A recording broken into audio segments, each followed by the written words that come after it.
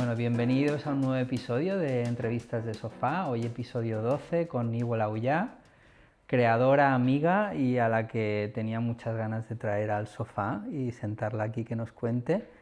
Bueno, nos seguimos ya desde hace años, veo un poco cuál es tu trayectoria.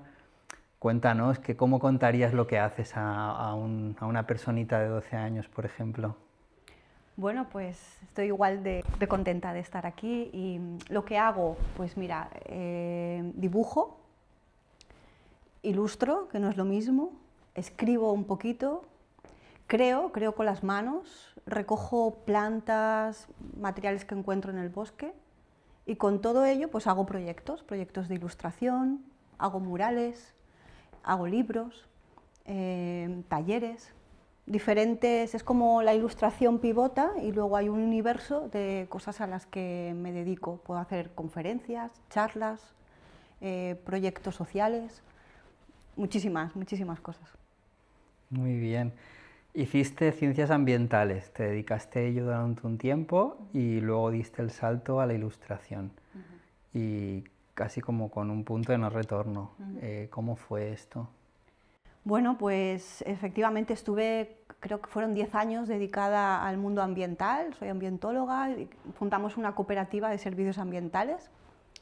Había una parte creativa muy bonita porque inventábamos también, hacíamos proyectos de innovación en el campo de la comunicación ambiental y de la participación y eso me llenaba mucho, pero sí que es verdad que llegó un momento en el que quizá no tenía un entusiasmo como genuino y tenía ganas cuando llegaba a casa de pintar, de dibujar, de hacer otro tipo de cosas y el hecho de haber montado o haber participado en esa cooperativa me dio como la fuerza para decir si hemos sido capaces en este tiempo en generar este emprendimiento, ¿qué podría pasar si mi corazón y mis intereses se alinean verdaderamente con lo que a mí me gustaría hacer? Y con el bagaje de haber llevado la gerencia de una cooperativa, pues no me parecía como tan complejo, ¿no? Entonces eso me ayudó muchísimo a pensar, ahora es el momento, si no lo haces siempre tendrás la duda. Y sí que es verdad que hubieron cosas como coyunturales, que me presenta algún premio, alguna cosita que fue surgiendo, que fueron también un poco palanca o me empujaron o fueron como señales que interpreté, sí, debo explorar este camino. Entonces ahí fue en el 2012 y recuerdo que me di de alta de autónomos en los epígrafes que tocaban en enero. 2 meses después no tenía ningún proyecto concreto y estaba un poco desesperada, pero la verdad es que tuve paciencia, continué sembrando, presentando, inventando ya de base proyectos que podrían ser una realidad en el futuro. Tuve la suerte de dar con una editorial en ese momento, entonces todo fue propicio. Pero bueno, Bueno, pero fuiste muy valiente.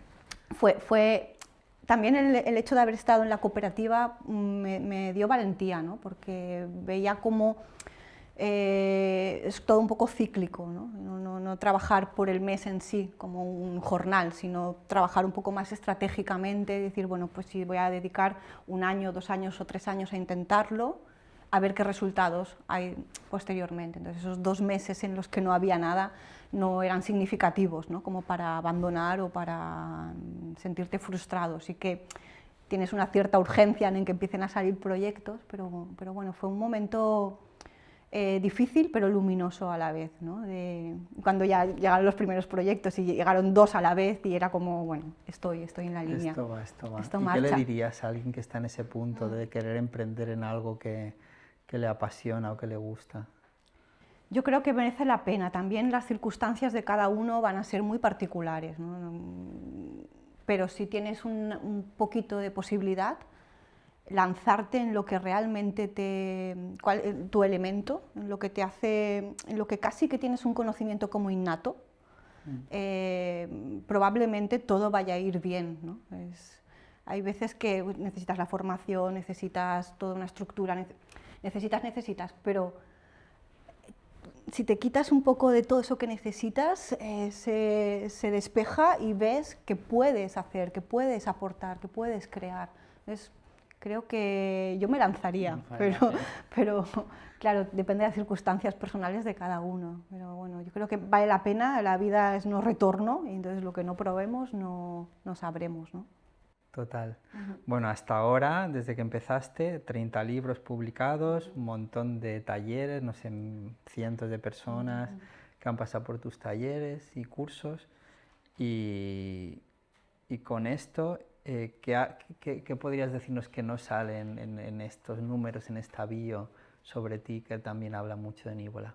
¿Qué no sale en mi bio? Sí. Bueno, quizá algo que no sale es una infancia yo creo que muy especial, o al menos unos años de infancia especiales, en un entorno de, pues, un poco de escasez, por un lado, y por otro, un entorno de creatividad. Bueno, en los años 80 había un movimiento de repoblar pueblos abandonados. Mis padres en aquel momento eran hippies. Eran hippies. Yo me pasé la adolescencia renunciando a ser hippie, porque es una etiqueta que te ponían, ¿no? Pero bueno, mis padres lo fueron. Pero ahí, realmente en esos años, fui testigo, observadora y partícipe de que prácticamente con casi nada era posible crear un todo. Yo he visto a mi padre crear, no sé, llevar las placas solares cuando en los años 80 pues era una cosa muy, muy nueva, generar aljibes, tener agua corriente en casa, hacer inventos de todo tipo, crear un mantel con un periódico y troquelado y hacer una fiesta de eso. Entonces, ver que casi de la nada se generaba una comunidad, se generaban proyectos autosuficientes, se generaba belleza. Creo que eso no está en mi bio, pero esto lo voy a apuntar. Es fundacional, es fundacional, es fundacional. Esto lo tendrías que meter en tu storytelling, ¿ya? Ya. Directamente. Ya. Empezar por ahí. Os voy a contratar, ¿eh? Bueno, ¿es lo mismo la persona y la creadora para ti? En mi caso sí. Yo creo que en mi caso sí. Estoy todo el día creando, estoy todo el día pensando en qué quiero hacer, estoy todo el día manipulando también con las manos. En mi caso sí. Hay un tema que a veces me genera como distancia, ¿no? que en arte es muy interesante, que es la obra y el artista y la persona, ¿no? Es ese triángulo. Me cuesta a mí disociarlo. Para mí hay una parte importante del alma del creador que se deposita en la pieza, en la obra, y que por tanto, si esta persona era un nazi, hay algo de nazismo en esa obra, por muy obra de arte que sea, ¿no? Entonces los espectadores, como la obra no termina en la obra, el público, los espectadores, tenemos que tener nuestro criterio, cada uno el suyo, para aceptar o no esa pieza como pieza de arte. Entonces, en mi caso, para mí va muy ligado la persona, lo que soy, lo que genero, lo que creo. Muy bien, bueno, la naturaleza, ya ha salido la naturaleza, pero está un poco en el centro, ¿no? De alguna manera de la creatividad, de tu obra, sí, tu trabajo. Sí, mira que es curioso, ¿no? Porque empecé con ciencias ambientales, bueno, no es curioso, tiene todo su sentido, ¿no? Para mí es tanto la formación en sí como los años que me dediqué a la consultoría ambiental, son una mochila absolutamente necesaria para explicar lo que he hecho posteriormente, ¿no? Entonces, la naturaleza sí que está en el centro de mi trabajo. Es un lugar, para mí es un refugio, es un lugar de silencio, y en el silencio brota la creatividad. Sin silencio es Hay un libro de tus últimos libros que es Silencio. La naturaleza es, pues bueno, un lenguaje, somos naturaleza. Por tanto, para mí este camino tal como veo a la sociedad y muchos de sus males, como creadora me posiciono en acercar la naturaleza a las personas para que nos reencontremos, para que se reencuentren, para que sepamos quiénes somos verdaderamente, no nos perdamos en otro tipo de cosas que nos cuesta a todos, con las prisas, el estrés, los objetivos a veces demasiado inflexibles, ¿no? Que las expectativas que depositamos sobre nosotros mismos, ¿no? La naturaleza no espera nada, las estaciones pasan, bueno, cada vez menos, pero sí que los ciclos, ¿no? se repiten y la vida es así, ¿no? Somos un puro ciclo nosotros también. Entonces, eso de reciclarlo, igual podemos hablar también, que es interesante en la creación. Sí.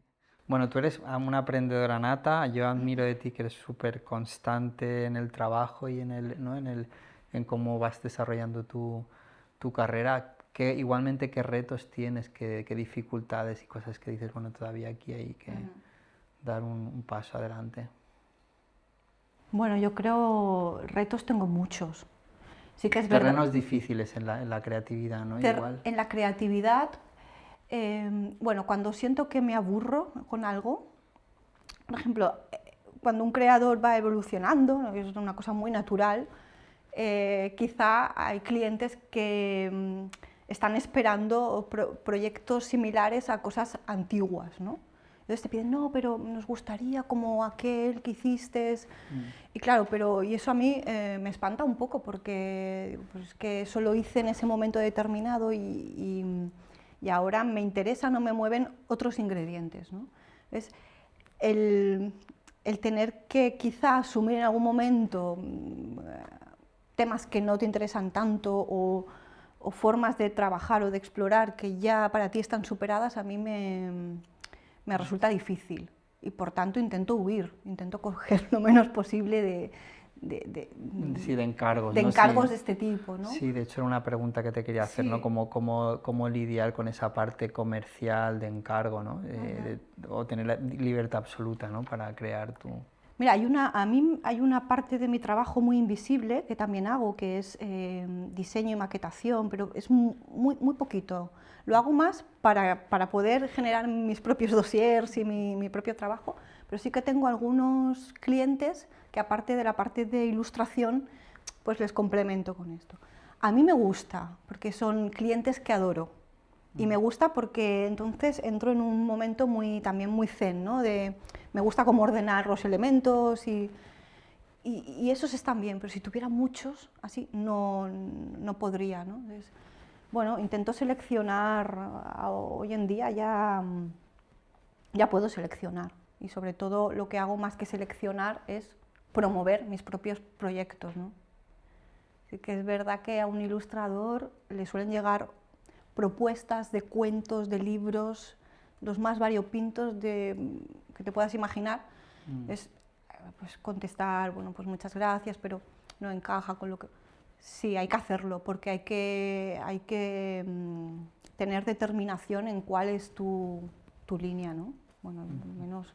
No, está bien porque estás en una fase donde puedes elegir y además también estás haciendo tus propios proyectos también, ¿no?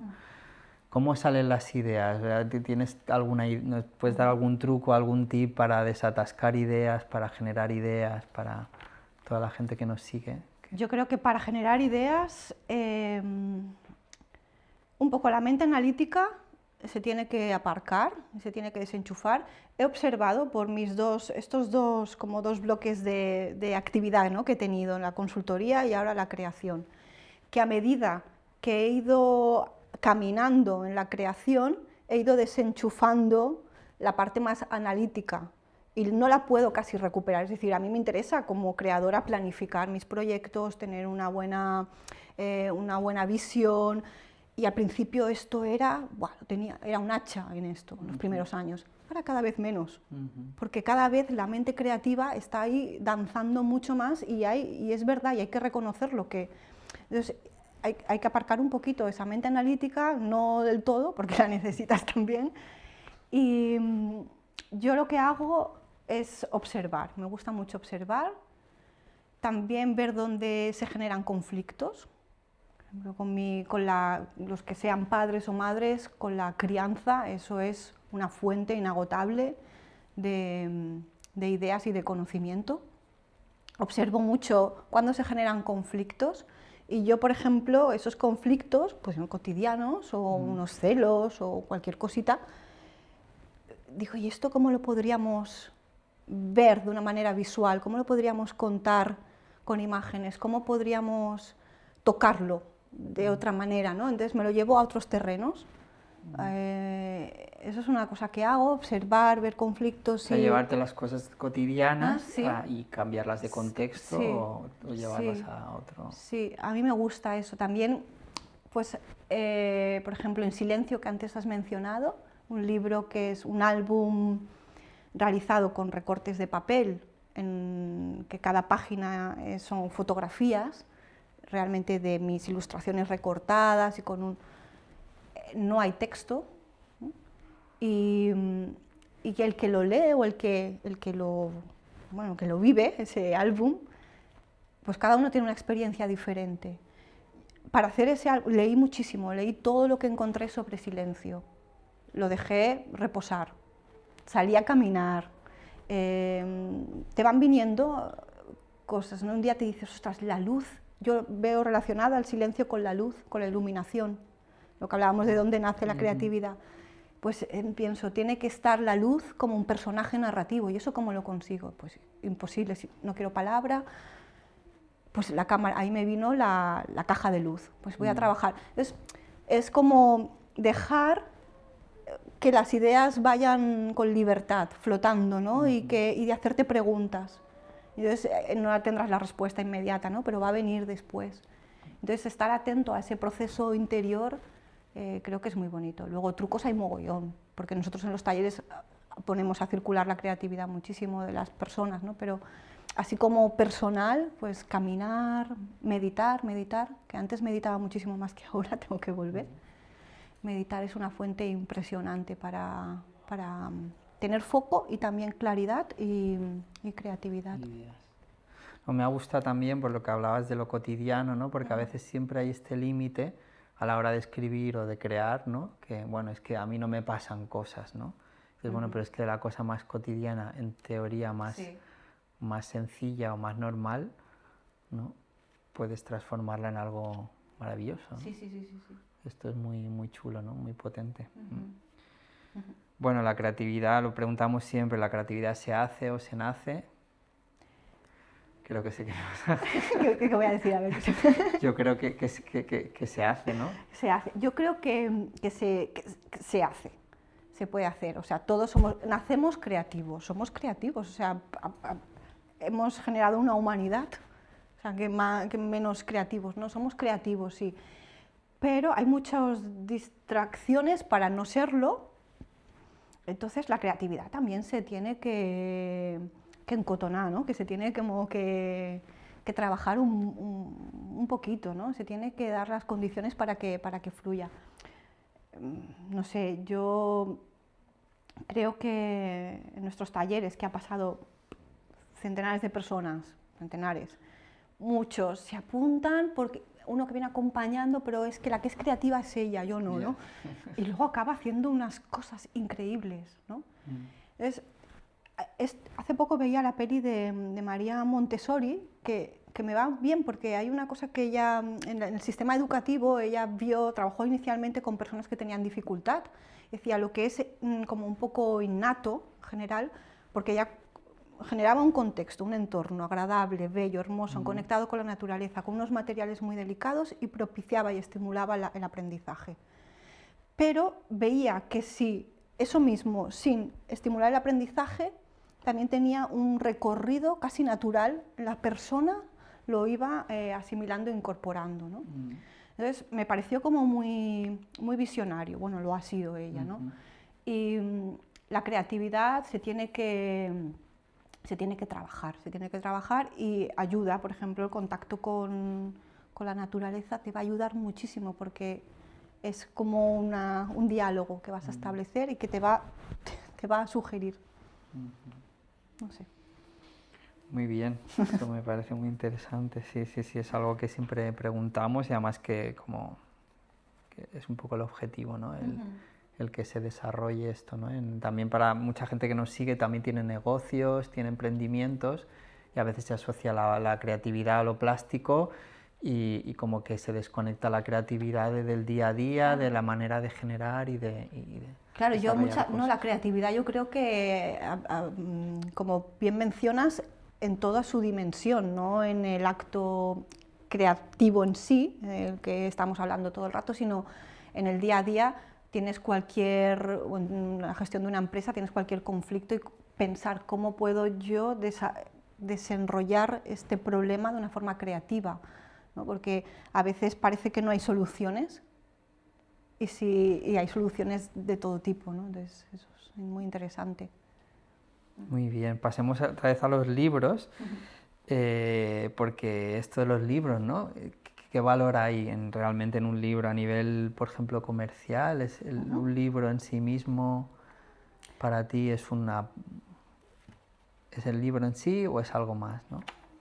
Bueno, el libro es para una persona que se dedica a hacer álbum ilustrado, por ejemplo, pues sí que es un canal de comunicación, ¿no? Es un canal que te permite expresar pues, tus tesis, tus ideas de una manera gráfica, tus valores, lo que desees, ¿no?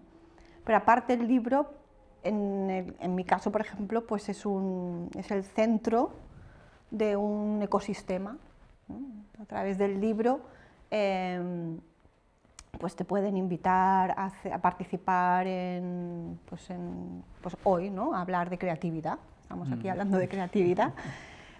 Puedes invitar a unas ponencias sobre diseño sostenible, me pueden invitar, y no me dedico al diseño sostenible, pero he estado en unas ponencias Puedes hacer un taller de escritura, un taller de ilustración, puedes convertir un proyecto de murales como un circuito de murales como si fuera un libro abierto, o sea, está en el centro de todo un sistema de creación y de sustento, ¿no? Porque digamos que te genera esa marca personal, esa autoridad como profesional, como creadora. Sí, te genera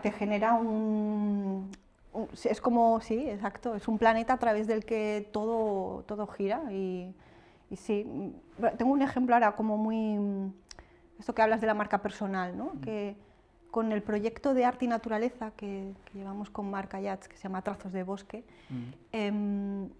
tenemos un proyecto de libro. Es muy diferente, no es un álbum ilustrado, es como una guía metodológica para acercar lo que venimos haciendo de arte y naturaleza. Un libro, un ¿no? libro, es verdad. Ilustración ya es como... es una guía, es un recoger todo lo que hemos ido experimentando e investigando en este tiempo. Es un manual. Entonces empezamos a presentarlo en editoriales.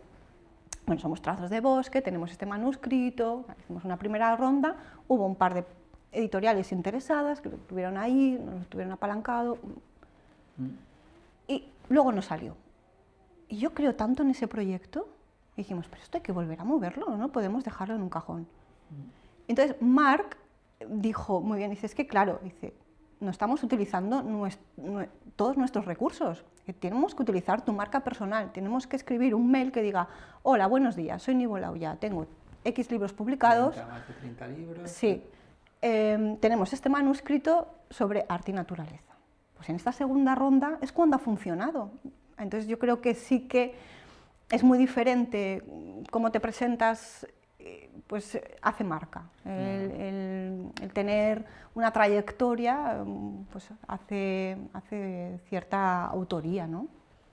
Y para alguien que está empezando, gente que nos sigue, que está empezando, o sea, está pensando en editar su primer libro, sí. ¿Qué le podrías decir? ¿Algún consejo? ¿Algo que también has aprendido en toda esta trayectoria, Clara? Bueno, básicamente que las prisas no son buenas compañeras, eso lo sabemos para todo, ¿no? Sí. Pero sí que es verdad que los primeros proyectos, eso era como, tienes un deadline, tienes que cumplir, que piensen que soy puntual, ¿no?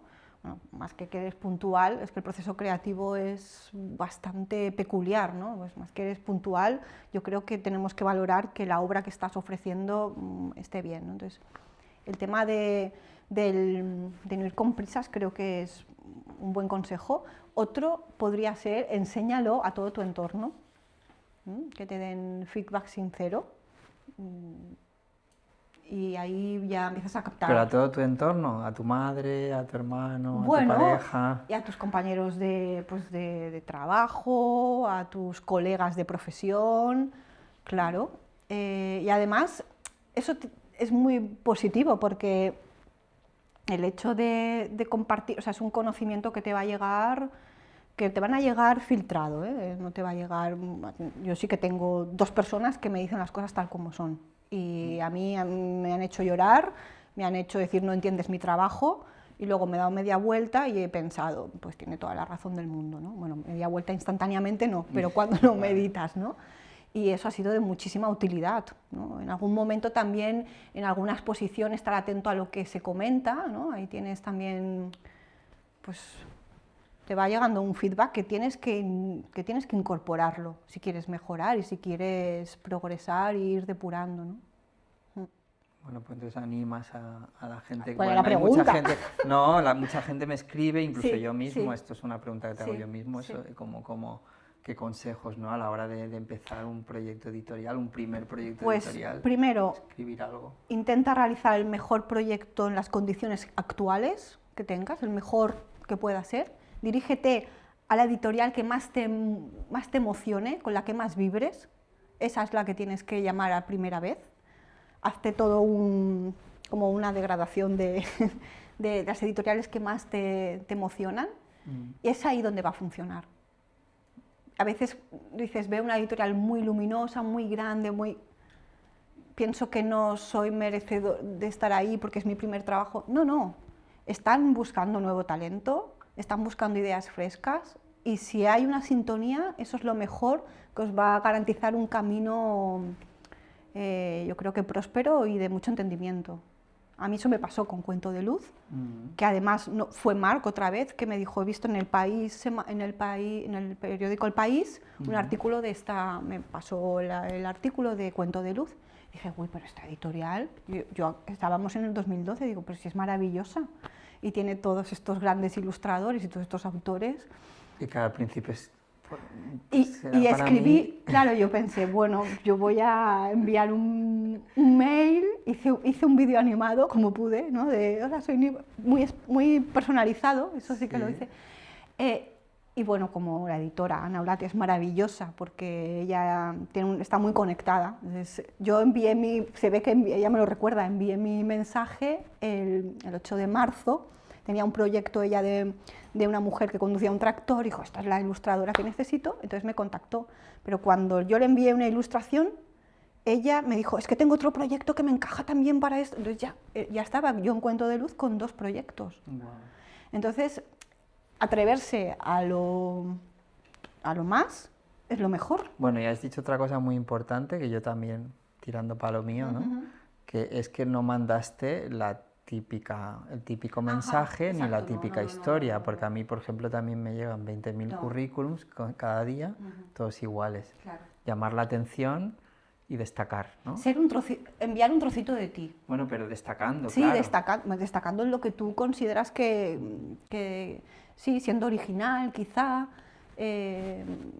Claro, intentando conocer, yo cuando escribí, bueno, me había estudiado todos los libros que estaban publicando y viendo todo el movimiento que habían generado. Igualmente ahora con el manual de arte y naturaleza, pues nosotros hemos hecho eso, ¿no? Y hemos hecho un dossier muy personalizado para poder ser compatibles, ¿no? Digiriendo de antemano el trabajo que va a hacer un editor. ¿Por qué le va a interesar tu trabajo? Parece muy tópico, pero es que esto es pura venta. Esto es pura venta. O sea. ¿Por qué le va a interesar? ¿Qué le estás ofreciendo tú? ¿Qué consideras que es genuino? ¿Qué va a ganar con esto? Sí, siendo transparente también. Y si hablas de tus valores, por ejemplo, pues los nuestros, cultivar belleza, creatividad y conexión son nuestro troncal. Y ahí te lo voy a justificar. Es tan noble esto que te estoy diciendo, estoy como abriendo, ¿no? Te estoy diciendo la verdad. Voy directamente a la verdad. La verdad es maravillosa.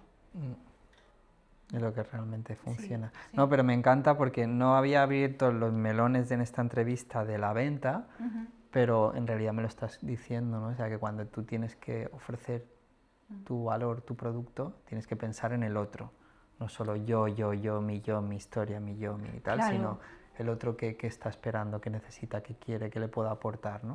Claro. Y puede ser un libro, puede ser un mural o puede ser un proyecto de taller, ¿no? Exacto. ahí es cuando tú has hecho el trabajo, porque tú le estás facilitando el trabajo a él, pero realmente tú no estás diciendo nada que tú no vayas a hacer.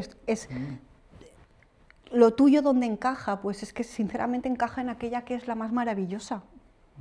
Por eso te parece la más maravillosa, porque es la única que encaja contigo. Y eso va a suceder. Bueno. Esto también lo anoto. Hablemos de la obra inacabada, de la búsqueda de la perfección. Esto es un tema que me interesa mucho, ¿no? A veces hay esa parálisis por ese síndrome, ¿no? de no acabar nunca nada porque no está del todo bien, ¿no? Y claro, tú llevas una trayectoria ya de unos años intensa, donde seguramente habrás hecho cosas que no han estado tan bien, ¿no? Pero... Sí, yo, mira, tengo los dos discursos. O sea, en mí conviven dos cosas. Una, la imperfección es la mayor belleza. De hecho, un proyecto que hicimos con personas con salud mental, que hicieron, lo que te he contado, hicieron haikus, era como qué belleza había en aquellas granadas que dibujaron. O sea, eran las más imperfectas del mundo y las más hermosas, ¿no? Entonces, soy sensible a esa verdad. Me cuesta mucho aplicármela. Sí que soy muy perfeccionista en todo el proceso y hay momentos en los que estoy haciendo en pleno proceso, por ejemplo en silencio, hubo un momento que lo pasé muy mal, porque técnicamente no podía solucionar aquello que yo tenía en mente. Entonces ahí hubo pues como... Y mi consejo es siempre continuar, continuar, continuar. Buscar las soluciones a aquellas cosas que te paralizan, pero continuar. Y luego ya llega un momento que sí, se da por acabado, ¿no? Pero no sé si te contesto, porque soy muy exigente y yo por mí estaría como ahí no siendo productiva, ¿sabes? En el sentido de que podría estirar un proyecto casi mucho. Entonces, como me debo a mi economía también, porque si no puedo llevarme el plato de lentejas, pues entonces no habrá un proyecto futuro, ¿no? Entonces, lo veo todo como un camino. Entonces digo, vale, aquí me quedo en esta piedra está por introducir en el siguiente proyecto y ya veremos cómo la saltamos, ¿no? Sí, con esa búsqueda de mi perfección, que es la mía, que quizá para otro no, pues saber cortar, ¿no? Sí, no, igual como el concepto de obra de vida como vida-obra, ¿no? Como obra inacabada, porque es como una obra extendida en el tiempo al final, ¿no? Claro, claro, es muy bonito. Con silencio, que estás todo el rato, es que silencio ya, ¿no? Ya, silencio. Hubiera continuado y va a haber una trilogía. Quiero decir, eso de obra que, pues sí, porque se quedaron muchas cosas sin explorar.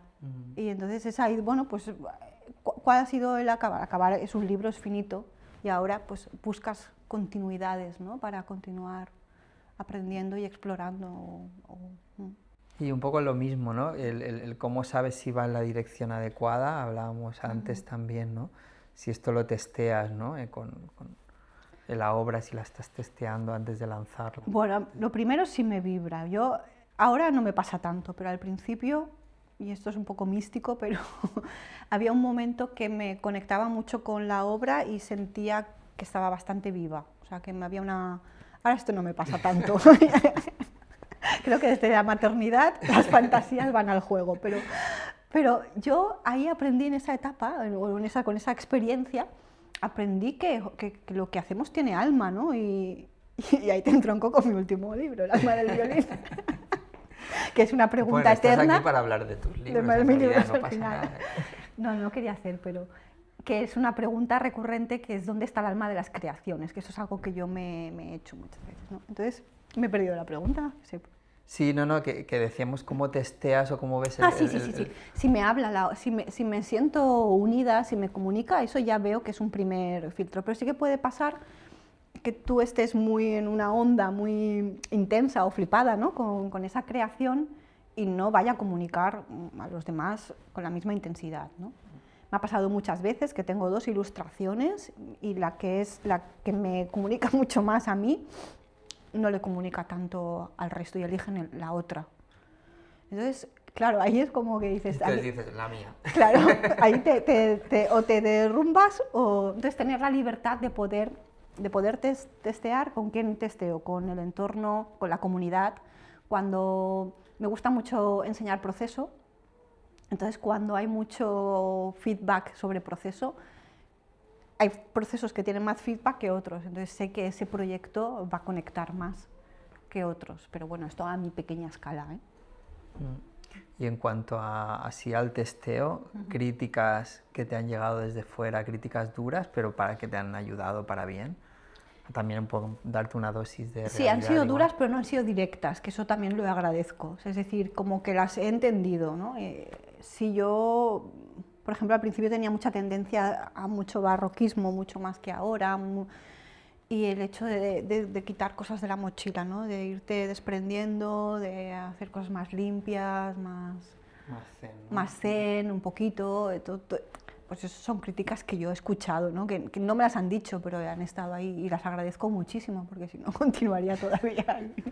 Entonces, sí, bueno, Marc es mi mayor... Bueno, Marc está saliendo mucho, Sí, Marc es parte de todo sí, esto también. él es co-creador en realidad, porque no es co-creador, pero sí que lo es en cierta forma, ¿no? Porque es reconocer dónde es el límite de un creador, eso también es súper bonito, ¿no? No termina en mí.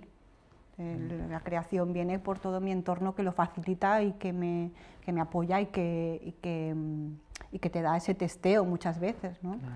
Muchas veces he hablado con él, pues a mí el dibujo no se me da muy bien. Y dices, qué locura, una ilustradora que no dibuja súper bien, es que anatómicamente esto no es correcto, ya, pero y estoy expresando así, y, bueno, entonces está muy bien, muy bien. Luego citaremos a Marc también, sí. Bueno, si dejaras de hacer tantos libros y tuvieras que dedicarte a otra parte creativa, ¿qué retos, qué harías?